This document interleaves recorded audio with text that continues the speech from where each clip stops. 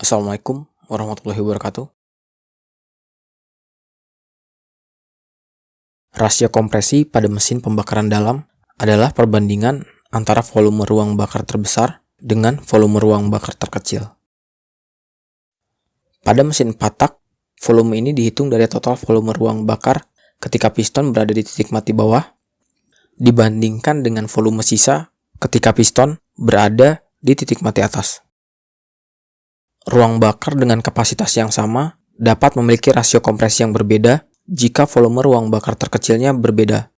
Pada ruang bakar dengan kapasitas yang sama, misalnya 360 cc, jika volume silinder ketika piston berada di titik mati atas sebesar 40 cc, maka rasio kompresinya menjadi 10:1. Jika volume ruang terkecilnya sebesar 30 cc, rasio kompresinya menjadi 13:1. Mesin dengan kompresi yang tinggi cenderung memiliki efisiensi yang lebih baik karena bahan bakar dan udara mengalami pembakaran dengan kualitas ledakan yang tinggi. Ledakan dengan kompresi yang tinggi juga memberikan torsi yang lebih baik. Kekurangan dari kompresi yang tinggi adalah terbatasnya RPM maksimal mesin. Campuran bahan bakar dan udara bisa terbakar lebih awal meskipun tidak dipicu oleh busi. Sementara, mesin yang memiliki sisa ruang bakar yang lebih besar akan memberikan kelonggaran pada campuran udara dan bahan bakar, menghasilkan ruang bakar berkompresi rendah, mampu berputar ke RPM yang tinggi, sehingga dapat menghasilkan daya maksimal yang lebih besar meskipun torsi pada putaran bawahnya rendah.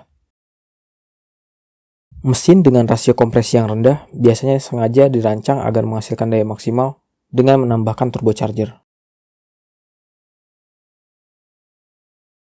Seiring perkembangan dunia otomotif, setiap pabrikan dituntut untuk memproduksi kendaraan dengan performa tinggi tanpa mengurangi efisiensi.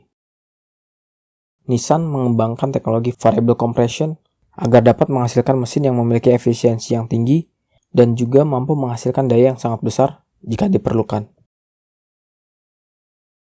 Ruang bakarnya dapat bekerja dengan rasio kompresi maksimal 14:1 yang efisien dan rasio kompresi terendahnya 8:1 yang mampu memberikan daya maksimal dengan bantuan turbocharger.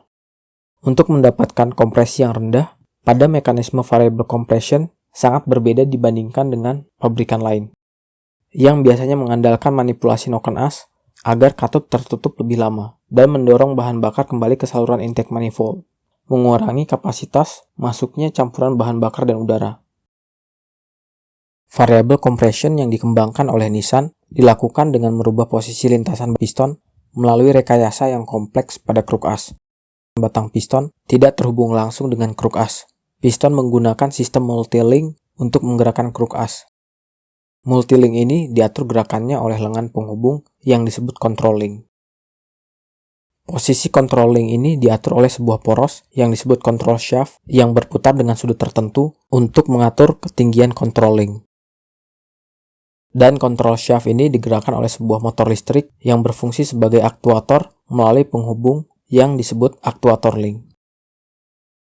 Ketika control shaft berputar menggerakkan control link ke atas, maka posisi dudukan piston akan bergerak ke bawah, membuat posisi titik mati atas dan titik mati bawah piston berada pada posisi yang lebih rendah. Ruang bakar akan memiliki rasio kompresi yang lebih rendah karena sisa ruang bakar ketika piston di titik mati atas lebih besar. Kompresi yang rendah ini membuat mesin mampu bergerak ke RPM yang lebih tinggi untuk menghasilkan daya yang lebih besar.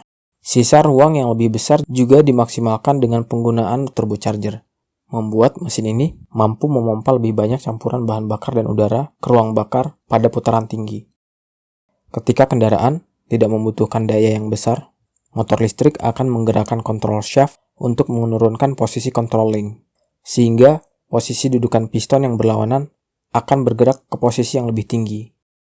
Ruang bakar akan bekerja dengan rasio kompresi tinggi yang mengeluarkan daya rendah, namun dengan torsi yang tetap tinggi. Jadi urutannya adalah motor, aktuator link, control shaft, control link, multilink, batang piston, dan piston. Dengan menggunakan control link, maka bentuk lintasan dudukan piston tidak lagi melingkar. Lebar lintasannya lebih ramping dan stroke-nya lebih panjang dari lintasan kruk asnya. Stroke yang lebih panjang membuat mesin ini semakin efisien karena mampu mengkonversi panas dan ledakan dengan jarak yang lebih jauh. Lebar lintasannya yang ramping juga dimanfaatkan untuk offset silinder. Gerakan batang piston dari titik mati atas ke titik mati bawah yang hampir lurus meminimalisir gaya yang terbuang ke dinding silinder atau side force, memberikan tambahan efisiensi. Kelebihan lain ada pada keseimbangan mesin. Sistem multilink membuat gaya yang dihasilkan pada piston dapat diredam oleh control link yang arahnya berlawanan, membuat mesin ini menjadi sangat halus dan tidak memerlukan poros penyeimbang. Kompresi yang tinggi digunakan ketika kendaraan tidak memerlukan daya yang besar, seperti pada RPM yang rendah atau melaju dengan kecepatan konstan di jalan raya.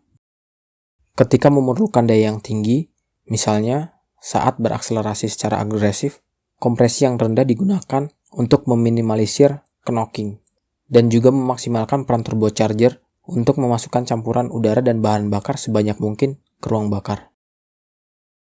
Rasio kompresi pada mesin ini dapat bervariasi antara 8:1 hingga 14:1 bergantung pada beban yang diterima mesin. Mobil pertama yang mengadopsi VC turbo adalah Infiniti QX50, memiliki mesin bertorsi 280 pound-feet pada 4.400 rpm. Sedikit lebih tinggi dari generasi sebelumnya, yaitu 267 pound-feet pada 5.200 rpm.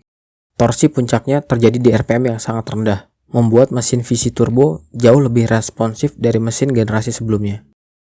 Torsi yang sangat baik ini dicapai hanya melalui mesin 4 silinder 2000 cc dengan daya maksimal 268 horsepower, daya yang lebih rendah dari generasi sebelumnya, yaitu sebesar 325 horsepower, yang menggunakan ruang bakar dengan kapasitas yang jauh lebih besar, yaitu 3700 cc berkonfigurasi V6.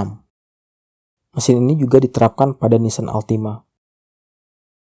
Kekurangan dari mesin ini adalah komponen-komponennya yang kompleks dan banyak. Ketahanan dari mesin ini menjadi tantangan yang sangat besar bagi Nissan untuk dibuktikan. Mesin ini dikembangkan selama 20 tahun yang dalam prosesnya telah menghasilkan lebih dari 100 prototipe mesin yang telah menjalani sekitar 1,8 juta mil tes jalan dan 30.000 jam tes di tempat pengujian.